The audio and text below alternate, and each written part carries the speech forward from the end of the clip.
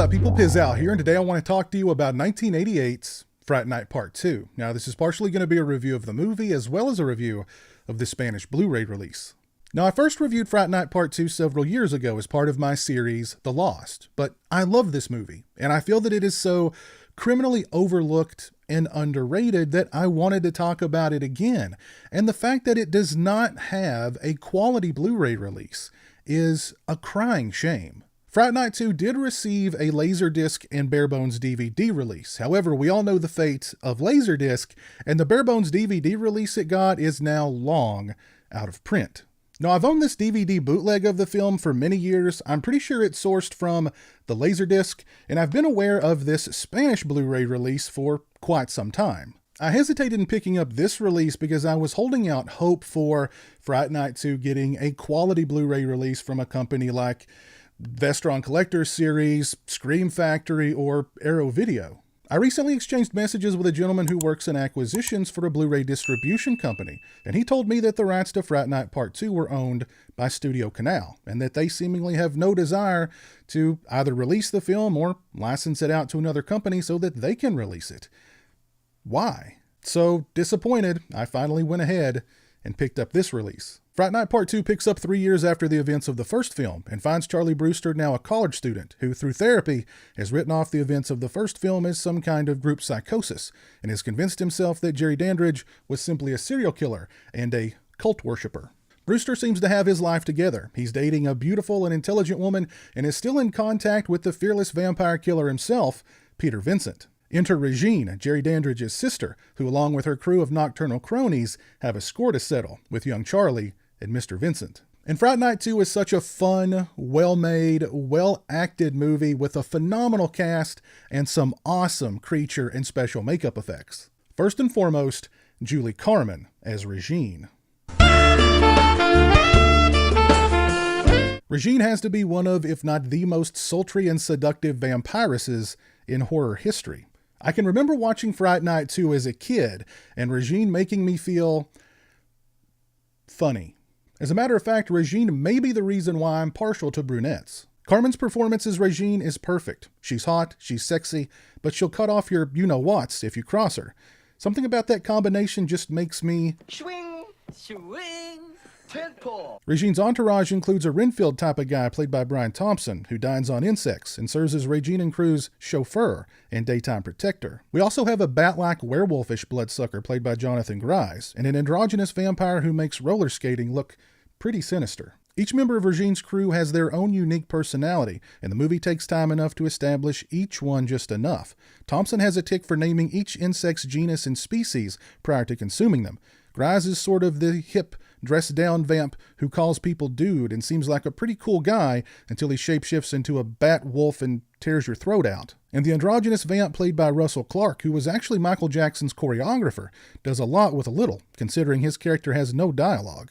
He's kind of a glampire. We even get a bloody bonding moment between the three during a game of bowling. William Ragsdale returns as Charlie Brewster. Ragsdale imbues the character with this spazzy kind of charm and delivers a fine performance. The lovely Tracy Lynn plays Brewster's girlfriend. However, the movie gives her a lot more to do than just be the love interest. Roddy McDowall also returns as the fearless vampire killer Peter Vincent, and while delivering a fantastic and classy performance, just appears to be having a blast here. And Fright Night 2 does everything that a good sequel is supposed to. It expands the story, introduces new characters, and on what I'm sure was a fraction of the original film's budget, delivers bigger and better special effects. The makeup effects for Grise Shapeshifter is sick. He looks like the ungodly progeny of a wolf and a bat. Regine's vampire looks are also amazing. I love her long, thin fangs and yellow-red eyes. When she goes full-on demon bat from hell, the creature design is super cool. I believe Greg Canham, who's no noob when it comes to vampire effects, having worked on movies like The Lost Boys and later Bram Stoker's Dracula, designed Regine's creature effects. The movie is co-written and directed by Tommy Lee Wallace of Halloween 3 fame or infamy. The film was shot by Mark Irwin, who worked a lot with David Cronenberg on films like The Dead Zone, Scanners, and The Fly. Brad Fiedel of Terminator and T2 fame composed the music, and the song Come to Me by Deborah Holland is so good. It's sexy, it's seductive, it fits in this movie perfectly. Fright Night 2 has energy, the pacing is tight, there are some tense moments throughout, and the movie never loses its sense of humor. I also think Fright Night 2 is a really well-written film. The characters are strong, the dialogue is good, and there are plenty of interesting moments throughout, such as when Peter Vincent is involuntarily committed and must be busted out of the nervous hospital with an assist from one of his biggest fans on the inside, and the aforementioned vampire's night out at the bowling alley. Fright Night 2 is a sequel that I would put on par with the original, and in a lot of ways, I'd say it's the superior film. The movie does kind of run out of steam toward the end, and Regine's demise feels a little too easy, but that's my only very minor qualm with Fright Night Part 2. I love this movie. I've loved this movie since I was a little kid, and as great as the original Fright Night is, and it is a great movie, personally, I prefer Fright Night 2. As for this Spanish Blu-ray release, I thought overall the picture quality and the sound quality were both very good. However, I did notice that there were 3 instances throughout the film where the picture quality deteriorated and became very, very pixelated. I'm not sure what the proper terminology is for that kind of phenomena or what causes it, if it's a frame rate issue or something to that respect. But it really wasn't that big a deal. Otherwise, the picture quality and the sound quality on this release I thought were both quite good. I'd give the picture quality a solid 3.5 out of 5, and as for the audio quality, I'd give it a 4 out of 5. As far as extras, all we get on this release is a poor quality and extremely panned and scanned trailer. See what I mean? Yeah. And we get Deborah Holland's Come to Me as an isolated music track. And that's it. If you've not seen Fright Night Part 2, I cannot recommend it any higher. I love this film. I've loved it since I was a little kid. It's an absolute crying shame that this film does not have a quality Blu-ray release. If you come across this Spanish Blu-ray release online for a decent price, I'd recommend it. It's definitely not perfect. It's far from perfect, and the movie deserves so much better, but this is the best that we have right now, and it is region-free, so it should play on any Blu-ray player anywhere in the world. And to add insult to injury here, this Fright Night 2, the sequel to the remake, has a Blu-ray release with some extras on it. This Fright Night 2, the sequel to the original, has this Spanish release. Yeah.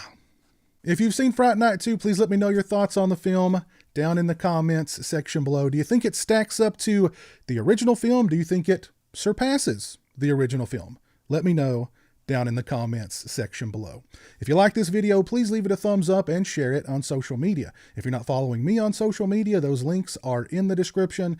As always, thanks so much for watching. I really appreciate it. Take care, and until next time, peace.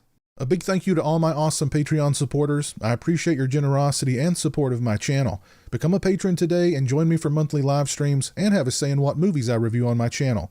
Patreon.com/pizowell, or follow the link in the description.